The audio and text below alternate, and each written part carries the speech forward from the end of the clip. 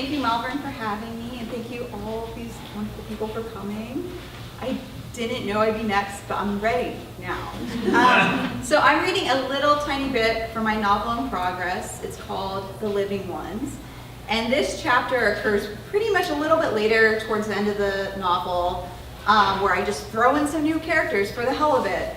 And the particular protagonist of this section is a young student who works in a collective that copies banned literature in the Soviet Union and spreads it. And so this part of that chapter comes a little bit after the beginning, and his ex-girlfriend's about to pay him a visit and give him a gift. It had been 6 months, 3 weeks, and 1 day since she'd been in my apartment, and I was surprised at how natural she still looked coming into the kitchen and dropping her bag on the counter like she had done hundreds of times before. Her hair was wet, maybe from a shower or maybe from rain. It was hard to tell the weather as her only window was in the bathroom and its only view was of a brick wall. If it was raining, the hair she dried and curled for her visit had been ruined. But she'd come in from the shower without drying her hair and putting it up like she usually did. It implied a carelessness about how she appeared before me. I hoped for rain. Is it raining? I asked. She pulled on a wet curl until it straightened. No, she said, I'm running late. My right eye twitched. Would you like some tea? I asked, already putting on the kettle. Come, sit down. She remained standing. I don't have very long. Some of us still go to class, you know.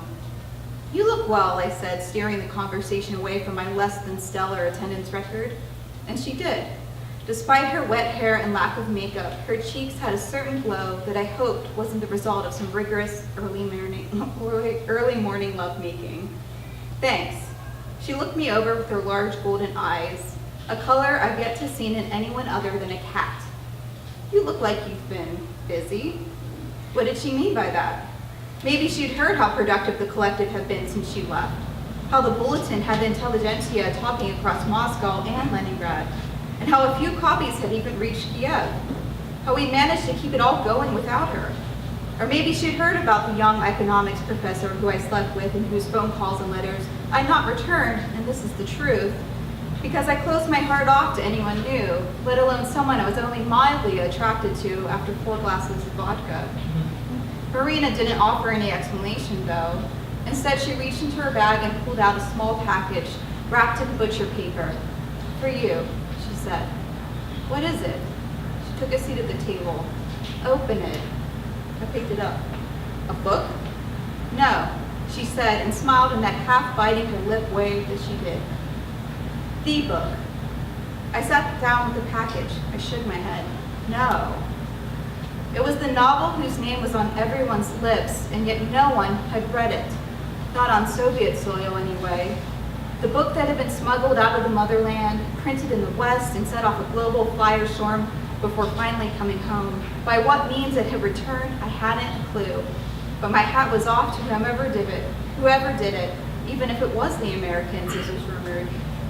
I wanted it from the very first time I heard Pasternak had finished his first novel. And when the Writers' Union declared it unpublishable and anti-Soviet, I wanted it even more. Then, when it was announced that Pasternak had won the Nobel Prize, I went out of my mind trying to track it down, but nothing had come of it yet. We made it our mission to find out where it was, no matter the cost, such as desire. Dr. Zhivago had become my white whale.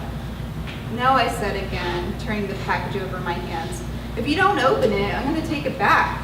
She reached for the package and I pulled it away. I peeled open the butcher paper. Inside was the book, wrapped in a fine blue linen cover. My memory is somewhat of a flawed mechanism.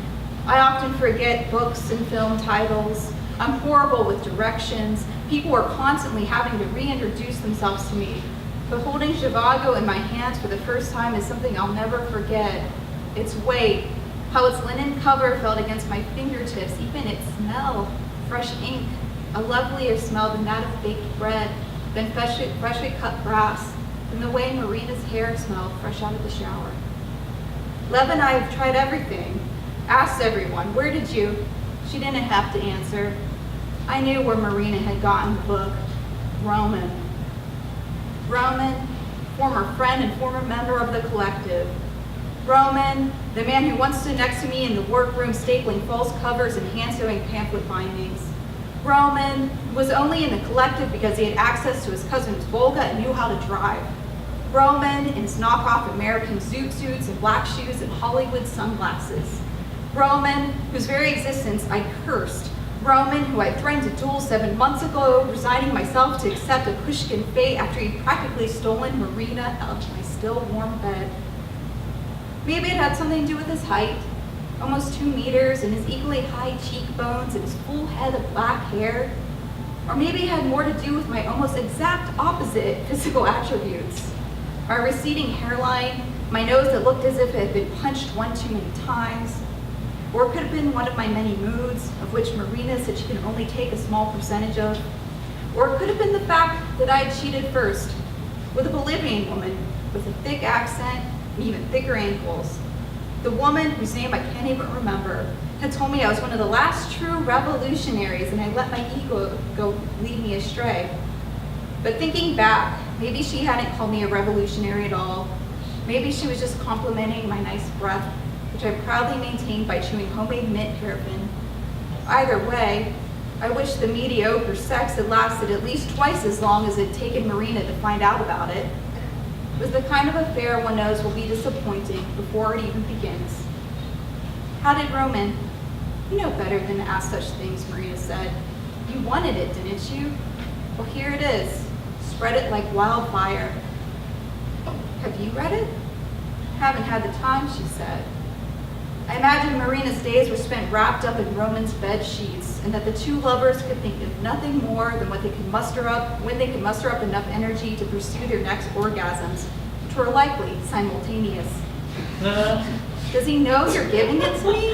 Of course not, Marina leaned back, tottering her chair on its hind legs. I wanted to tell her that she was going to fall, but I didn't.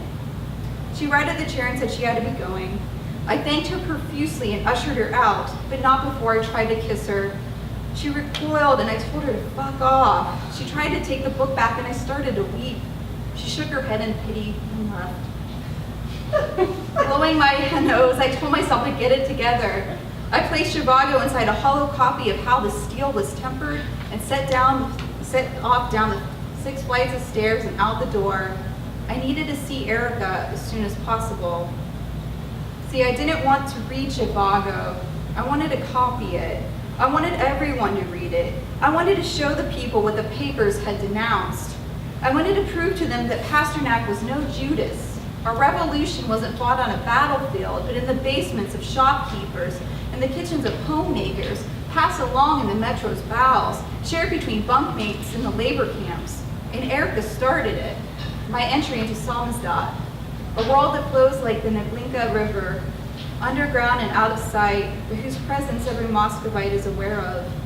Erica, it was a name we spoke in whispers, and it carried a certain magic. Small but powerful, she came from East Germany, undocumented. The first department had no record of her existence. Her serial number had been scratched off, but the turquoise strip across her top and gold-lettered nameplate on her right side remained. We stripped her of her red velvet-lined case and kept her inside a small safe to which only 3 of us had the combination. With a few minor adjustments, Erica, Model 40, could churn out 8 carbon copies for every 1 copy typed. The copies would then be bound and distributed to those we knew would make even more, and so on, and so on. It wouldn't take long for citizens across the USSR to read it, or at least know someone who had read it. In another time, Erica would sit proudly on my desk, but these are different times. And thus she lives in a safe house, shipped back and forth across Moscow. She once spent a summer in Leningrad, brought there in the back of a truck, tucked in between bags of rye and barley. At the moment, she was kept in a basement below a small bakery, down an unnamed alley off Arbat Street. Thank you.